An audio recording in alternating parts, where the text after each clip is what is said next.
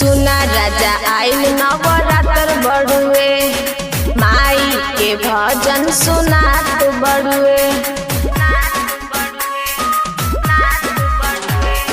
सुना राजा आइल नवरात्र बड़ुए, माई के भजन सुनात बड़ुए। चलो मेला में तोरा के ले हम मुनरी के हो, चलो मेला में तोरा के ले हम मुनरी के हो।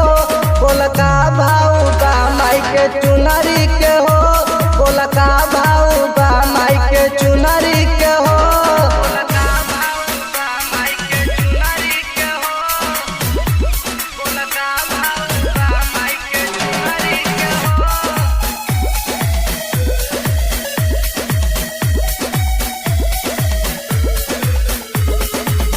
आज नवरात्र के दिन पहिला हवे, मैया रानी आई है हमारा घरे।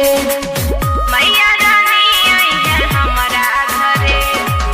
चला तनी चली घूमे मेला नु हो, घर में ना रह पैबू अकेला नु हो। चलिया मेला में पकड़ के हमारे अंगूरी के हो, चलिया मेला में पकड़ के हमारे अंगूरी के हो।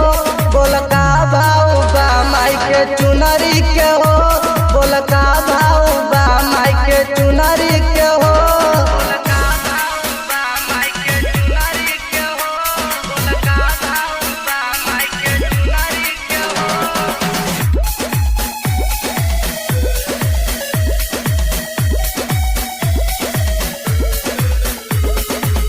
योगेश बेदर्दिया संदीप जी, रउआ के जाए के पड़ी मंदिर जी।